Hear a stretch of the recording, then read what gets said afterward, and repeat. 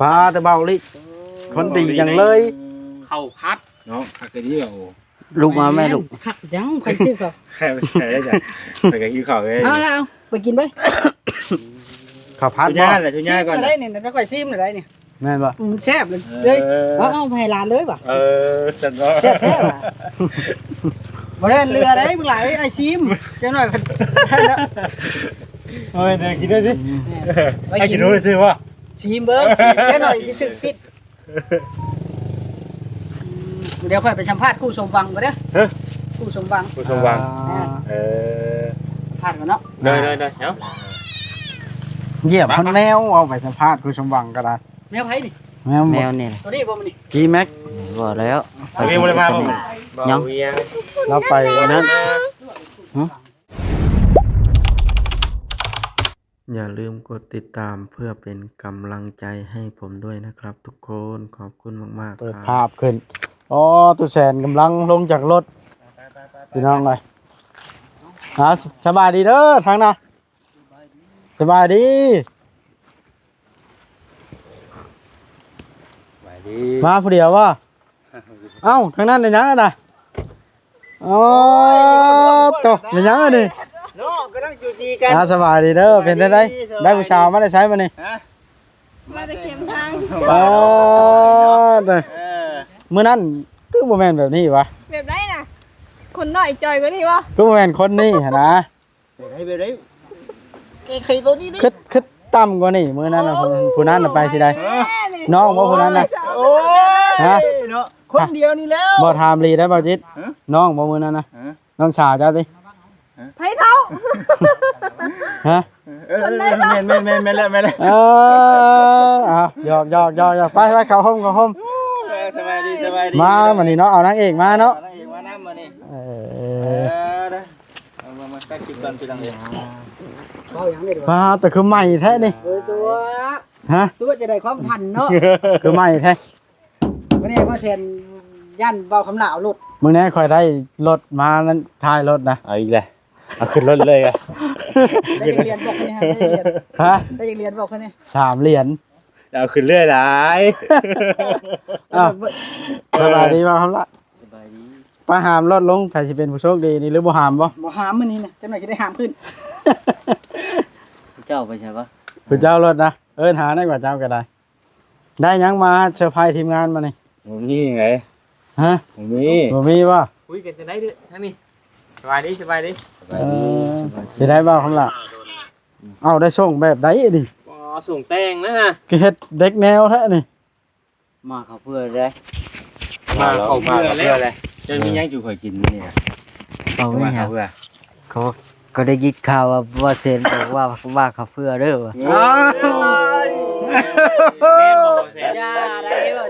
บ่มันค่อยซ่องขออนุญาตซ่องรถได้ได้ยินข่าวว่าเซนบอกว่าบ้าเขาเพื่อเด้อมืดตึ๊บสายมาเขาเพื่อแล้วเนาะโอ้ค่อยเห็นแล้วแล้วซื้อผักบงมาลวกแม่นบ่ซื้อผักขี้หญ้าแน่มาลวกอยู่กันกินผักมาลวกหลายคนผู้ใดจำแจวเนาะมาชุดน้องแม็กใส่ชุดแบบไหนนี่น้ำเทพมาคำลาโดยสบายดี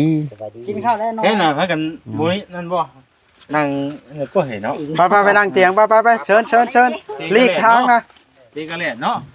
รถกับผมเมื่อไรบาทนี่รถกับผมคนเล็ดบาทนี่เนาะหมอนั่นเป็นยังเนาะเห็ดคือกระจอดไข่ปะเนี่ยบ่เลยสบายบ่อากาศมันร้อนอยู่ไปเอาบ้าคำลาไปหานั่งอยู่ผมอยู่เงาเพิ่นเลยนั่งอยู่ไสเราอยู่ผมเป็นอะไรไปเบิ่งห้องน้ำนะฉันแล้วหรอบ่ขุดนะแล้วตรวจสอบเบิ่งเลย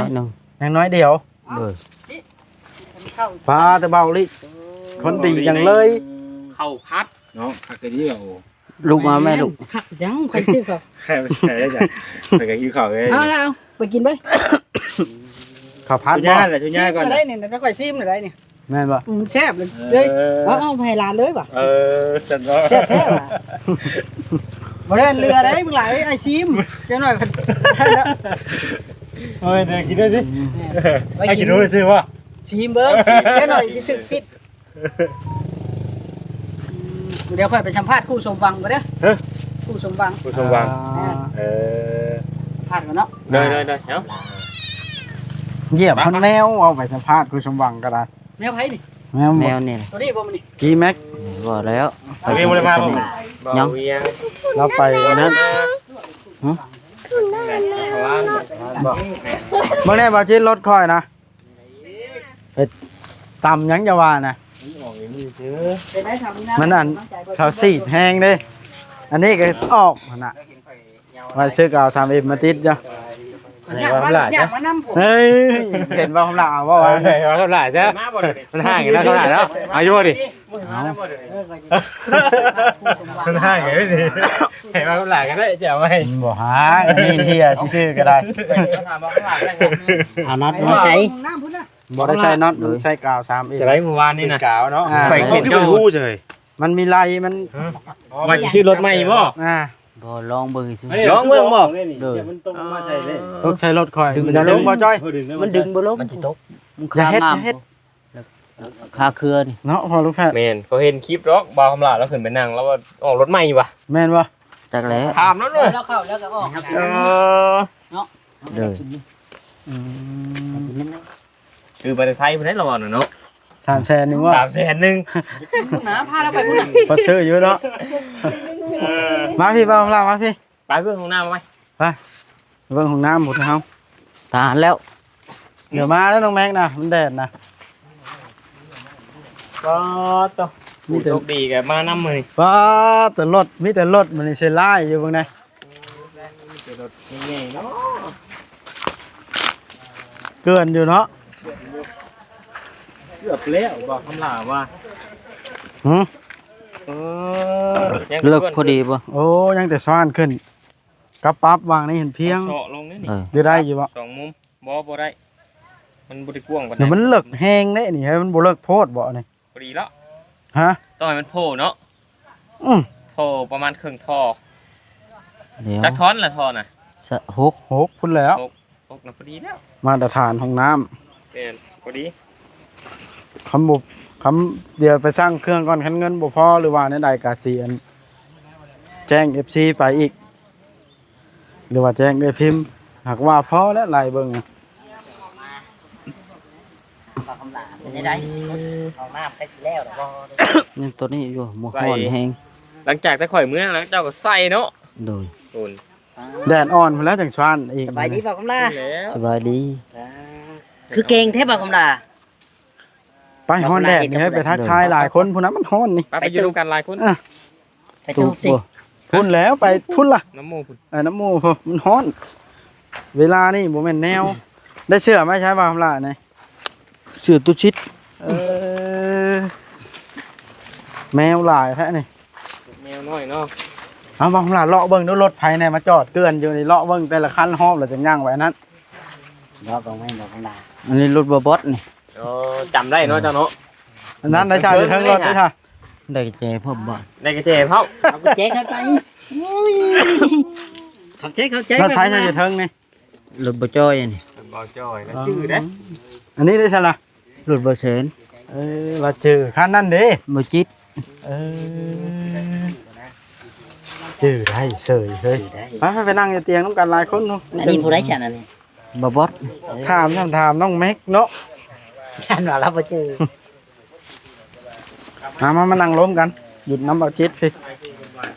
นั่งอันไหนน่ะ เรียนมาถ่ายเด้อบ่จิตบ่ได้นี่ บอสสิให้บ้ามลากเขาไปนั่งน้ำเอาจิตเลย โอ้ยให้เราพักผ่อนดีกว่า มานะแม่ เอ้า แล้วพักผ่อนดีกว่า ให้พายพักผ่อน บ่จิต บ่พักไว้ถ่ายคลิปแล้วจังพักนั่งใกล้บ่จิตใน3คนเลยนี่ มาเนี่ยสุดเลยแค่นี้ ฮะ เรื่องนั่งนี่บ่ยากน้องบ่จิตเนาะ นักข่าวเลยนี่เนาะ ฮะ แล้วจังห นั วะ กข่าวโซเชียลได้นี่นะ เฮ้ยคือคืนให้บัตรนี่เฮ้ย เขินว่าไรนะ เจ้าเจ้าคืนได้ ถามบ่จิตได้มาพร้อมละเป็นได้ช่องแซงนะสิเดา เป็นได้บ่จิตจอง บ่ให้เว้าพื้นอีกว่า ขึ้นอยู่บ่ติ บ่แซงให้ค่ายหัวเนาะ ใส่กำลังใจว่า ยังนั่นบ่คำนายเอ้ยเริ่มต้นใหม่สูตรใหม่เนาะ โดย เริ่มต้นจากสูตรใหม่เริ่มต้นจากศูนย์ เริ่มต้นจากศูนย์พี่น้องกันบ้านนี่มีแต่สิสู่เอาใหม่เนาะ ใครได้ก็มีเมียให้กำลังใจเพิ่นว่าน่ะดีใจจะมีเมียไปนำ แม่ นี่ล่ะคนมีดวงใจไปนำ เพิ่นโหลดบอกมาเนาะมายังไงกูเห็นจิเทื่อ แล้วหน้าล่ะ เฮายังว่าคนบ่โสดค่าลูกค่าเต้าได้เจ้าว่าคนโสดดิ เพิ่นว่าค่าดูค่าเต้าเนาะ ต้องบอกบ่าวคิดทำงานหน่อยเด้อ ทำงาน มีลูกบ่ มันอยากได้อันคือบ่ มีความกำลังใจที่ทำงานเพื่อเด้อ บ่เชื่อแล้วบ่เชื่อแล้ว ต้องทำงานทำการบ้างเนาะบ่ให้ แซ่บบ่ล่ะแซ่บบ่โดยไว้แซ่บบ่ ไผชื่อข้าวพันธุ์มาให้น้องแม็กนะ วานนี้เบาลีชื่อมีมื้อนี้เบาลีชื่อข้าวผัด เออ อืม เยี่ยม สุดยอดเนาะ ดีใจน้ำดีใจน้ ดีใจเด้อ ำว่าดีใจที่มีกำลังใจสู้นะคนทำมันต้องสร้างกำลังใจด้วยตัวเองแหละ ก็ขคนในครอบครัวเลยให้กำลังใจกัน ผม ได้ ขอบ จ้ะ ใจหลายๆให้เนาะหมู่เพื่อนให้กำลังใจ แต่แล้วเขาสุขภาพแข็งแรงผมมีอย่างที่ดีจำสุขภาพแข็งแรงแหละ มันก็คือว่าแน่เลยพี่น้องเนาะเขาก็ผู้ว่านี่เขาต้องได้ตั้งไม่เห็นนะ คันเมียไปนำของบ่พอสิได้ก็ได้ของบ่พอสิมีก็มีเนาะ พี่น้องเนาะ มันมีกำลังใจเด้ ใช้เวลาใช้เวลา จับคือบอกมาจ้ะ คาลูก เอาลูกกันคอยกันว่าขาลูก ไม่เอาลูกกันอย่าพาเอา โอ้ช่วงวิกินแห้งเนาะ แม่นบ่พาเอาบ่แม่นเดาว่าแน่นั่นแน่นี่ก็แปลว่าต้องถ้าเจ้าอยู่ด้วยกันจังปีละ3 ปีเท่านั้น แต่รับหาว่าปีพุ่น คุณบ่ เพราะว่ามันยากได้ลูกแล้วนะบ่แม่นว่าบ่เอาแต่ว่ามันยากพุ่น60 ปีพุ่นถึงพา ไป กัน เจาะ ตัว ได้ สิเดียงก่อนกันเนาะ ไปได้สิเลี้ยง เอา ลูก เนาะ แม่นคันเอากับพวกแม่ตู้พอตู้ยังอยู่แล้วพอให้เพิ่นเบิ่งหั่นแหละ มันก็คือนั่นแหละเนาะเบ้อเดี๋ยวได้จังว่ากันตัวนี้ ว่ากันชมคน ได้จังว่ากันชาวคนตัวนี้นะ เอาโอเคเบาลี่สิจบคลิปได้บ่ บ่ นี่ ว่าเนาะ เดี๋ยวบ่เฮยเนาะ แม่นเบาลี่จบคลิปก่อน คือว่าห่างกันได้10นาทีนึง เบาลี่จบคลิปก่อน บริจบ นะสัมภาษณ์ต่อพ่อแพทย์ สัมภาษณ์ข่อยบ่น่ะเอาสัมภาษณ์ว่ากับลาก สั ว่าม น่ะ ภาษณ์เบิดนี่แล้ว เอาว่ามาสันเด้อ เป็นได้คือพาเมียมาถามมะลิมานี่ เอาบ่ข่อยชื่อน่ะมาชื่อใดนำใดตั้งนะใดตั้งใดข่อยมันตาย ซื้อมาให้ผมหลาบ่ ฮะ ซื้อมาให้บ้านผมห ชื่ ลา อให้ข่อยนี่แล้ว เสียดายเจ้าของเอง แม่น โอ้ เคยพาช็อต ก็เลยเมียออกมานำไผสะเผาห้านขายเครื่อง พอกับแม่ โอ้ แม่เขาให้ อืม พอดีพากันมาเลย มาก่อนเบาเซนเลยมื้อนี้ ก็เลยมาก่อนเพิ่นจักหน้อยหนึงเนาะ แม่ๆโอ้ยได้เดียวกันได้ข่อยมาประมาณคือว่าเนี่ยถ่ายคลิปดีๆหน่อยถ่ายคลิปนุ่มสู้ทับสู้เจ้ามาแล้วก็เซนได้ดีกันมานั่นแหละ ก็เลยมานำเนาะ ผู้ดีใจไล่ต้นกันมาเลยมัน โอ้ ก็ มาเป็นมูลมาถ่ายเด้อ ฮะนั่นจังว่า ว่าทำละเป็นอะไรอยากเห็นว่าเมียแต่ละคนนี่อยากเบิ่งอยู่บ่ มีแต่ข่อยได้พามาก่อนหมู่ เมีย เนาะ หมูเนาะ กับบ่เซนเนาะบ่เซนพามาก่อนห บ่ มู่ ทินเราพาเมียมาอ้างเจ้าได้นี่เห็นเจ้าบ่มีเมียแห่งเต็กนี่ โอ้ยบ่ได้อ้างเนาะ อ้าวผู้อื่นคือบ่มาซะ เอ้าเนาะคุณเจ้าบ่มาบ่ หยอก เนาะ ว่าหยอกอย่าแล้วเนาะบ่จิมีเมียบัดบ่กำลามีลูกบาดนี่เนาะ ผมมีเมียแต่มีลูกว่ะจัก ว่าล่ะอ้างลูกเนาะ อ้างลูกแล้วบาดนี่เนาะ บ่มีเมียแต่ได้ลูกว่ะเอามาใส่เด้ มาเสร็จเลย เดี๋ยว กินได้ไหมข้าวจาน สัมภาษณ์โตมีหยังจัง โอ้พวกนี้เบิ่งคลิปตู้ก่อนเอ้าว่าในใดทีมงานเฮามันบ่จักแนวนั่นนี่ สัมภาษณ์ได้ไหม สภาพหยัง เบิ่งเราผู้น้ำก็ได้ เป็นจะได้บ่ครับล่ะกินข้าวกินน้ำกับหยังมื้อเช้านี่ โอ้หาก็กินได้เช้านี่ บ่กินเช้า ยัง ยังบ่หิวเนาะ หากินกับบุกลงมาสุ่มบ่ ไม่ชมแล้วนะ คอยรุ่นแต่บ่แสนเดี๋ยวนี้ล่ะรอบเที่ยงได้เฮานะคอยรุ่นแต่บ่แสนนี่ได้ รุ่นได้บ่เสร็จนี่มาเขาเพื่ออะไร เพิ่นบอกว่าคำละ จักเขาโทรมาว่ะ เพิ่นโทรมาบอกให้มาเขาเพื่อ เด้อ มีรุ่นอยู่แล้วเนาะบ่คำล่ะเนาะ กินลายปานนั้นเพิ่นบ่เดี๋ยวนี้มาผู้เดียวแล้วให้มาเขาเพื่อเลย ง เอาบ่หากล้อง ฮะ เอาก็หลายคนสิแล้วก็หลายคนจะบ่กินบ่จ้ะ คิดอยู่ได้ข่อยแล้วนะ ฮะบ่กินน้ำบ่ บ่ บ่กิน ว่าดอกเฮ้ย ฮะ เนา บ่กินน้อยได้ บ่กินน้อยบ่ เป็นข่อยนะพังอะ ซิมซื่อๆว่าจ้ะนะ พังให้สุดก่อนเนาะบ่กินได้บ่กินน้อยข่อยน่ะ รถว่ายิ้มมีแว่นน้อย เป็นไดแต่เก่าคือบ่เห็นบ่จิต เอาข่อยอยากใช้มันข่อยขับรถบ่เซียนได้มันเห็นข่อยมักใช้ล้อเนาะข่อยมักใช้แว่นน้อย เอา มันมีรุ่นหนึ่งนะตุอันคิวรุ่นติดเอาก็มีได้ บ่มี มั บ่ นเป็นแม่เล็กเนี่ยมาติดครับ แล้วซื้อตั้งแต่ เท่าไหร่อะนะ สี่แสนปลาย โอ้ติด กูนึงนะ 2แสนเนาะประมาณ2แสน แม่นเทียบใส่อันคนกับติ่งหู อ๋อ บ่แม่นตั้งวะ อ่า ตั้งแล้วคงมักคงชอบบ่ค่อยก็ใส่แบบว่ามันเห็นตีนดังซื่อดอกเวลาเฮาขับรถไปนะมันใจนะ มันมั่นใจกว่าเฮาเดียวเห็น เอา เฮาบ่ขับรถบ่เซียน ดี อยู่ แล้ แล้ว ว ปลอดภัยไว้ก่อนเนาะ นั้นรถเนี่ยบอกว่าก็จะเตียงมาตั้ง เราไม่จังได๋ก็นั่นนี่ดู ร่มบ่ จังได๋ก็โฮมแล้วเนาะ บาง แล้วตะ เดือน กี้มันอยู่แค่นี้ได้ อันนี้ฮอดพี่เลยเนาะ อืม แล้วก็นั่นแหละนั่นแหละพี่น้องเอ้ยเบิ่งไปเป็นยังซั่นรถเจ้ามันเป็นยังคือออก อันไหน นั่นแหละ อันนี้ มันเฮีย ที่ มัน บ่ได้ มันกาวมันนั้นกาวรุดคอยว่าสิซื้อติดอยู่ โอ้เอาไปให้เขาติดให้แล้ว แบบมีจะว่าหานเขาเนาะ เอาหั่นแต่งเด้หั่นหยังก็ สบายกว่าเนาะ คอยเอากาวเท่าหน้ามันติดมันบ่อยู่คือการ โอ้ยถามยังมันมีหั่นอยู่มันบ่ได้แพงเพียงที่50,000หรือว่า20กว่าพัน อ๋อ ซื้อกาวยังกลัว เห็น เล บ่ ย น่ะยังก็กันชาของข่อยนะกันชาของข่อยมันรุดเลยข่อยไปหั่นกับเจ้าเขาเจ้าติดให้ โอ้ ประมาณ20กว่าพันนี่แหละ อ่า เอา ๆอันนี้ก็บ่เกิน50ไปเนาะ กะบ่ฮอดกะตามยังเพลงน่ะสิอยู่ใน50ไป เอา ยัง ประ ไง มาณ50นี่แหละ อ่า ไล่คากาวคากิวเด้ บ่เขามันเคยเฮ็ดกับรถเด้มันสิ เสียนกว่า งา งาม เฮา ออก เฮ็ด มางามผลออกมา สิคมแฮงกะย่านเฮาก็ได้เอ้ย คมแห้งยานมันบุ้มบ่ มีแต่ว่าให้เขาเฮ็ดให้เองรถตัวนี้นะ อ๋อ เดี๋ยวขับไปขับมาเดี๋ยวสิอยู่ให้แวนกระจกรถอีกพอแฮงอีก เคยปิวเท่านึงแล้วเนาะปิวตามต่ำเลยพอ เกือบเลย อันนั้นแหละจังห เกื วะ อบรถข้างหลังเหยียบ เกือบให้เนาะ จะกี่หาชื่อนี่ได้ดิ สั่งมากับเขาสิขายเป็นชุดแล้วข่อยว่า เนาะนี่ แม่นแล้ว นี่ก็มัน มี ชุด แต่ว่าให้ห้านเขาคอยชื่อเบิดเลยอันนั้นโลโก้โลเก้มันน่ะโลโก้มันก็ออกตำ เอาโหดอีหลี เพื่อสิมาฮอด เมื่อนั้นก็เห็นแต่เบาแสน ย่อมแมวเท่าไหร่เทื่อพุ่น เอาลูกชายรับบ่เพิ่นน่ะ สบายเอ้ดิ บ่สบาย รั นะ บแล้ว บ่สบายในโต ครับเอาหมอนมาให้นอนในเตียงนี่นะคันว่ารับไปนอนในตู้มันฮ้อนแล้วเนาะ ข่อยก็สิได้จบคลิปไป เที่ยวไปนอนตุก เอ้าว้าว แม่น รอหัวม่วนกัน จบเลย มีแต่ว่ารอรุ่นรอชมเบิ่งไปพี่น้องเอ้ยเนาะว่าสิเป็นได้ใด สู้เด้อบ่จิตกันเด้อ สิสู้ๆเนาะขอบคุณกับใจหลายๆทั้งหมดวัดเนาะ อ่า ถูกไปน้ำกันพี่น้องเลยเนาะหาก FC นะ FC นะเป็นภาวนาเด้อพี่น้องเนาะหากมาติดตามให้น้ำพร้อมแน่พี่น้องเลย ชื่อนั่นได้ช่องทางใหม่ สะพานบุญเนาะ บ่จิตสะพานบน แม่ก็สิเห็นนะดอกเขียนเข้าไปก็ได้พี่น้องเลยเนาะ ยะว่างอยู่บ่ ยะก็เห็นบ่ยะก็เห็น เอาตัวไทย ตัวไทย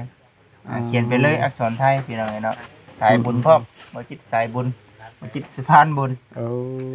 ช่องนี่แหละ ฝากติดตามบ่จิตเด้อพี่น้องเด้อเป็นกำลังใจให้เพิ่นแน่เรื่องแบบนี้เนาะใครก็บ่อยากพบอยากพ้อดอก เดี๋ยวต้นจากศูนย์เลยพี่น้องเลยเนาะ อ่าเป็นหยังอะน่ะ อืม สองคนนั้น บ่ใช่ว่าขวัญเจ้าได้ นินทาบ่จ้อยบ่ แม่ ว่าขวัญเจ้า เอาแล้ว ยกคลิปเถิด ถ่ายนำแน่ อาจารย์โอเคได้สนะ โอเค สบายดีเอาพี่น้องไอ้คลิปนี้ก็ได้สิได้จบคลิปเพียงซำนี้ซะก่อนนี่เด้อันนี้มันปิวออกพี่น้องไอ้มันกาวคว้ารถบ่วัดเอาคลิปนี้ก็ มานอน มีหยังหลายพี่น้องเอ้ยก็ถือว่ายืดยาวพอสมควรแล้ว หอนได้ตุ เนาะพอลูกแพทย์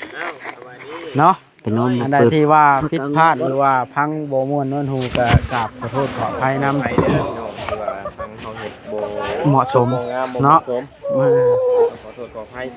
จะเข้าอะไรกู หลาย อยู่ ห่างยืดยาวแล้วเนาะ จบคลิปเลยก็แล้วกัน เนาะ เอ้ย สำบายดี สบายดี